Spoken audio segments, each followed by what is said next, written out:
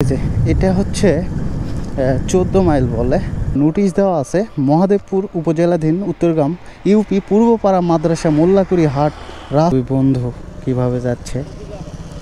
Hello WhatsApp guys, welcome to my YouTube channel and Facebook page. আবারও new another blog ভিডিওতে আপনাদের মাঝে চলে আসলাম আমি আপনার জাকির।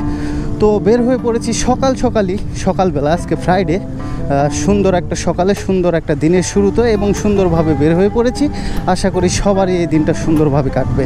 তো আমি বের হয়ে পড়লাম, আজকে বাইরে যাইনি, আমার গ্রামের দিকেই, কিন্তু এই গ্রামের পূর্বপাড়ার দিকে আসলাম। তো এসে এই দিক দিয়ে সোজা যে নওগাঁ হাইওয়ে ওঠা যায়, সে নওগাঁ হাইওয়েতে যাব, দেন ওখানে গিয়ে একটু সময় কাটাবো।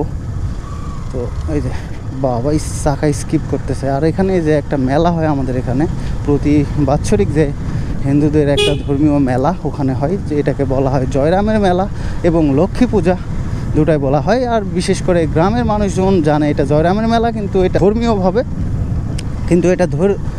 ধর্মীয়ভাবে সবাই লক্ষ্মী পূজাই জানে। তো সেই ওখানে মেলা হয়, ছোটোবেলা থেকেই আসি সেই মেলা দেখতে, সত্যি অনেক ভালো লাগে।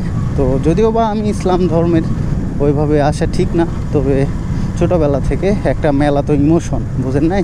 মেলা যে কোনো প্রকার মেলা অনুষ্ঠান, এগুলো ছোটোবেলার তো একটা ইমোশন। আর দেখছেন এই গ্রামের ভিতর যে মেঠো একটা পথ, যদিও বা এটা মেঠো না, এখন পিচ ঢালা হয়েছে, তার জন্য যাওয়া আসা কমিউনিকেশানটা অনেক দ্রুত হয়ে যায় এবং সুবিধাজনক, এবং যাওয়া আসাতে কোনো ভেজাল বা কোনো অশান্তি ভোগ করতে হয় না।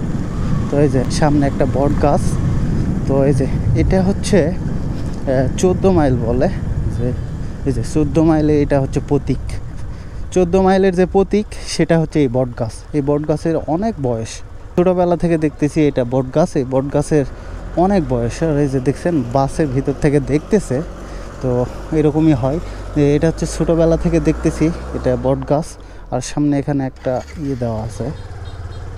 নোটিশ দেওয়া আছে মহাদেবপুর উপজেলাধীন উত্তরগ্রাম ইউপি পূর্বপাড়া মাদ্রাসা মোল্লাকুড়ি হাট রাস্তা মেরামত কাজের।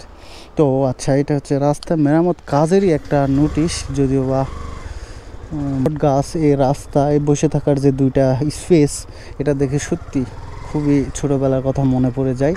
আর সামনের দিকে দেখছেন দুই বন্ধু কিভাবে যাচ্ছে, দুই বাইক নিয়ে।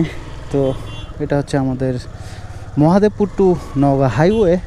তো এই সাইডে ফসলের মাঠ, দুই সাইডে ফসলের মাঠ, আর মাঝখান দিয়ে উন্নত মানের একটা সুন্দর একটা রাস্তা, যদিও বা এটা আগে ছিল না, রিসেন্ট কিছুদিন আগেই হয়েছে। আর এই যে সামনে আমাদেরও ধান লাগানো আছে এখানে, সামনে দেখা যাচ্ছে, যদিও বা ক্যামেরাতে অত দূর দেখা যাবে কি জানি না, যাবে নাকি সেটা জানি না। তো দেখছেন কিভাবে সুন্দরভাবে যাচ্ছে। আসলে বন্ধুত্ব নিয়ে কিছু বলার নাই, কিন্তু এখন 2025 সালে এই জেনারেশনে এসে বন্ধুদের কি বলবো, এখন স্বার্থ নিয়েই সব কিছু ভাই।